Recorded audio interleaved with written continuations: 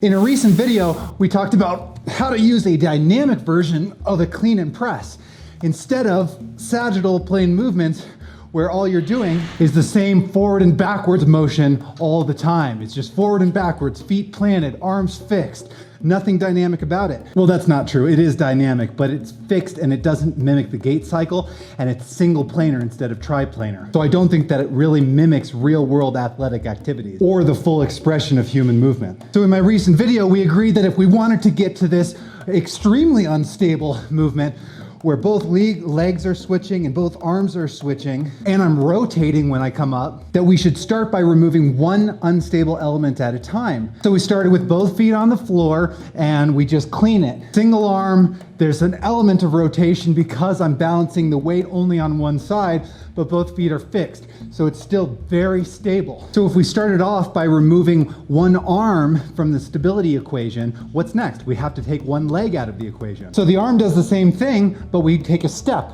every time we do it. So now it's in a split squat instead of having both feet on the floor. I'll give you another angle. It's gonna look like this.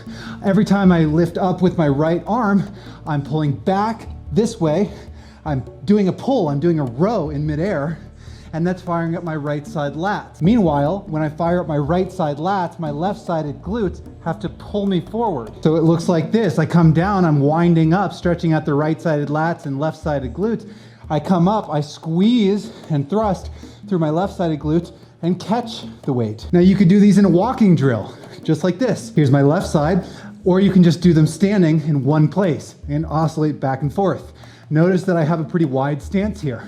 So I'm clearing weight so that as the weight swings between my knees, I'm not gonna knock myself in the knee with the weight. Please have a wide stance. You don't wanna hurt yourself. And there's a reason people look at Naudi Aguilar when he's swinging these weights all around town and they think he's a crazy person, then he's gonna get hurt. And he would, if he didn't take a lot of time to really slowly progress and get the fundamentals of the movement down so that he has good motor control first. And full transparency, I saw Naudi Aguilar with functional patterns do this movement first, although I don't think anybody really owns a particular movement. So I might be expressing this movement in a different way with different reasons and different intentionality behind it than the functional patterns crew would have. At the end of the day though, we're all just looking at the amazing human body and how connected it is from head to toe. And if we apply these concepts, then we can absolutely use the tensegrity of the human body and the myofascial slings to do some really fun triplanar movements. But before you go slinging dumbbells around and multiple cables and twisting and bending and shooting and jumping and twisting and running and